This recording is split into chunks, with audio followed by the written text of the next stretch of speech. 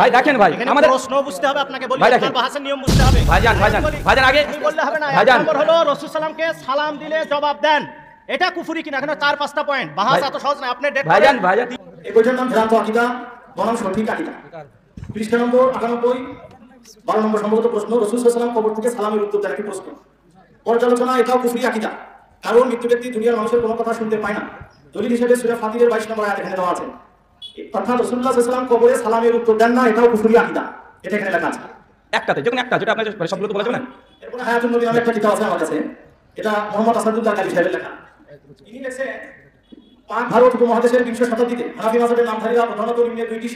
শিরকি আকীদায় বিভক্ত হয়েছে এক বেরলভী দুই জাবন্দি বেরলভীরাও শিরকি আকীদা জাবন্দিরাও শিরকি আকীদা এটা ডক্টর আসাদুল্লাহ কালী সাহেবের লেখা জি জি সেখানে লিখতে পারেন এর পৃষ্ঠা নম্বর হচ্ছে 35 উলামায়ে দেওবন্দের মতে সকল নবী স্ব কবরে জীবিত আছেন জিয়ারতকারীদের সালামের জবাব দেন এটা নাকি শিরকি আকীদা ঠিক আছে আর কাল হাদিসের কবরে রাসূলুল্লাহ সাল্লাল্লাহু আলাইহি ওয়াসাল্লাম এই বইয়ের 241 নম্বর পৃষ্ঠায় সূরা ফাতিহা কোরআনের অংশ নয় আল্লাহ বাদ দিয়েছেন রাসূলুল্লাহ সাল্লাল্লাহু আলাইহি ওয়াসাল্লাম বাদ দিয়েছেন এছাড়া অসংখ্য ভুল আছে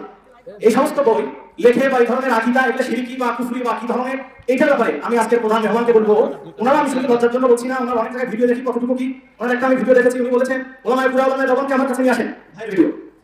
উনি বলেছেন উনি যে আজকে বয়ান করলেন যে বুখারী শরীফ শাইখ আব্দুর রাজ্জাক বিন ইউসুফের কথা ঠিক আছে ভাই প্রশ্ন হয়ে গেছে সহিহ বুখারীতেও এমন রাবী আছে যাদের হাদিস সমস্যা আছে এজন্য আমি ওনাকে বলবো হয়তো বহাসে বলতে দেড় তারিখ দিয়ে আর না হলে ভ্রান্ত করবেন না মানুষকে ভাই ঠিক আছে ভাইজান দাঁড়ান ওখানে আমি এখনই বসবো এখনই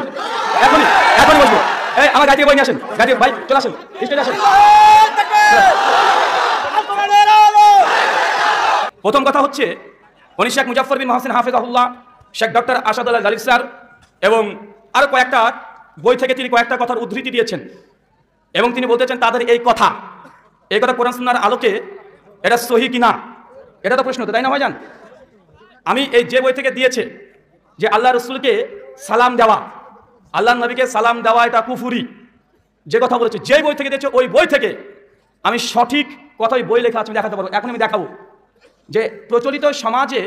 নবীকে সালাম দেওয়া এখান থেকে আমরা সালাম দিচ্ছি আল্লাহ নবী শুনতে পাই আমি বাংলাদেশে সালাম দেব নবী শুনতে পাই এটা হচ্ছে প্রচলিত আকীদা আকীদা কি আকীদা নয় এই আকীদাটা ভ্রান্ত এবং শিরকি দুই আল্লাহ নবীকে যখন কেউ সালাম দেয় যে বই দিয়েছে এই বই থেকে এখনই দেখাচ্ছি ভ্রান্ত আকীদা মানে সঠিক আকীদাতে সুনানে আবু দাউদের 1021 নম্বর হাদিস দিয়ে দলিল এনা হয়েছে বই মুজাফফর ভাই নিয়ে এসেছে যে ফেরেশতারা সেই সালাম একদম কবর পর্যন্ত পৌঁছে দেয় এটা কে করে